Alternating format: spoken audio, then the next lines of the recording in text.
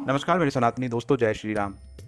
हमारे सनातनी इतिहास के उन भूले बिसरे हीरोज को, जिनका नाम पूरे देश को पता होना चाहिए, लेकिन दुर्भाग्यवश से उनका नाम एक क्षेत्र के अलावा कोई नहीं जानता, उसको बताने के लिए हाजिर हूँ मैं, आपका अपना मंगाराम।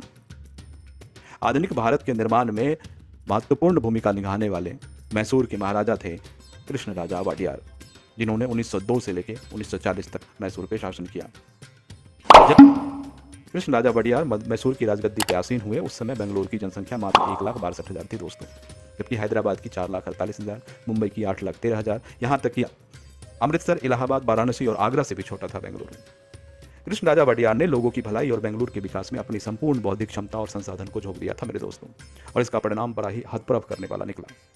1985 में बेंगलुरु एशिया का पहला शहर था जिसके पास इलेक्ट्रिक स्ट्रीट लाइट थी। जी हाँ, इलेक्ट्रिक स्ट्रीट लाइट। उस लाइट को आज भी वहाँ के केआर बाजार में देखा जा सकता है दोस्तों। 1903 में महाराजा की पहल से मिंटो आई हॉस्पिटल का निर्माण शुरू हुआ दोस्तों, जो कि 10 सालों में यानी 1913 में बनकर तैयार हुआ, और यह विश्व का पहला और अपने समय का इकलौता 300 बेड वाला आई हॉस्पिटल था। 1909 में आईआईएससी की स्थापना बेंगलुरु में हुई। महाराजा ने 371 एकड़ जमीन और 5,50,000 की प्रारंभिक पूंजी आईआईएससी को प्रदान किया। और आपको जानकर आश्चर्य होगा दोस्तों कि यह सब आईआईटी के गठन से 44 वर्ष पहले हुआ था। एचएएल को भारत की सबसे बड़ी और पुरानी एयरक्राफ्ट और डिफेंस मैन्युफैक्चरर के रूप में जाना जाता है। इसके निर्माण का भी श्रेय महाराजा कृष्ण राजा वाडियार को ही जाता है। इसका निर्माण कार्य उनकी मृत्यु के 3 महीने बाद पूरा हुआ दोस्तों। विक्टोरिया हॉस्पिटल बेंगलुरु देश का पहला 24x7 इमरजेंसी सर्विस देने वाला हॉस्पिटल था, जिसका निर्माण महाराजा ने 1901 में करवाया। 1916 में मैसूर विश्वविद्यालय की स्थापना की। महाराजा ने अपने निजी धन का प्रयोग करके यूरोप और यूएस से बुक्स को खरीदा और छात्रों को उपलब्ध करवाया। 1920 में बेंगलुरु देश का पहला शहर बना जिसमें रेडियो कम्युनिकेशन ट्रंक कॉल की डायलिंग सेवा उपलब्ध करवाई गई। यह एक जादुई सपने जैसा था दोस्तों, क्योंकि उस समय भी यूरोप के कई बड़े शहरों में इस तरह की सेवा उपलब्ध नहीं थी।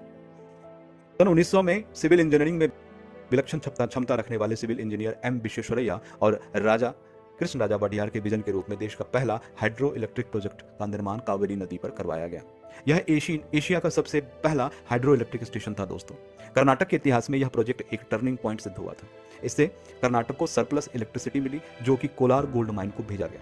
यही गोल्ड माइन जिसने 10 सालों में इंडिया को 1,70,000 किलो गोल्ड उपलब्ध करवाया, जो कि भारत के गोल्ड का 95% था। हिंदुओं की जागृति में भी महाराजा का बहुत बड़ा योगदान था दोस्तों। उनका सपना था कि हिंदुओं का अपना एक संगठन हो जो हिंदुओं के उत्थान और विकास के लिए कार्य करे। उनका सपना उनके ही वंशज ने साकार किया, जिन्होंने बीएचपी की स्थापना की और इसके पहले अध्यक्ष भी बने। 1916 में बनारस हिंदू यूनिवर्सिटी को पुनर्जीवित करने में भी महाराजा का अभूतपूर्व योगदान रहा। एक सच्चे हिंदू होने के नाते तीर्थयात्री के ठहरने हेतु एक धर्मशाला का निर्माण बनारस में करवाया गया। इसे आज कर्नाटक घाट के रूप में जाना जाता है। इनके दीवान विश्वेश्वरैया के सलाह से महाराजा ने भद्रावती में आयरन और स्टील प्लांट की भी स्थापना करवाई दोस्तों। 1917 में श्री विश्वेश्वरैया ने महाराज के आशीर्वाद से पहला engineering college Visvesvaraya college of engineering की स्थापना की। 1912 में मैसूर सिल्क इंडस्ट्री कॉर्पोरेशन की भी स्थापना महाराजा ने करवाई। उन दिनों कर्नाटक में पानी एक प्रमुख समस्या हुआ करता था दोस्तों। इसके निवारण हेतु राजा ने केआरएस डैम का निर्माण 1924 में करवाया। अपने समय का एशिया का सबसे बड़ा डैम था दोस्तों। हैरानी की बात है कि भारत में आम लोगों को इस महान व्यक्तित्व के बारे में जानकारी नहीं है। हमारा प्रयास है कि हम आम जन तक इन सारे राष्ट्र निर्माताओं की बातें पहुंचाएं, इनकी जानकारियां पहुंचाएं।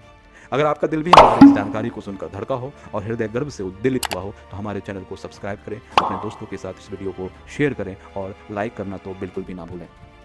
कुछ और भूले बिसरे हीरो को लेके हम हाजिर होंगे अगले एपिसोड में। तब तक के लिए जय श्री राम, भोलेनाथ आपकी कृपा बनाए रखें।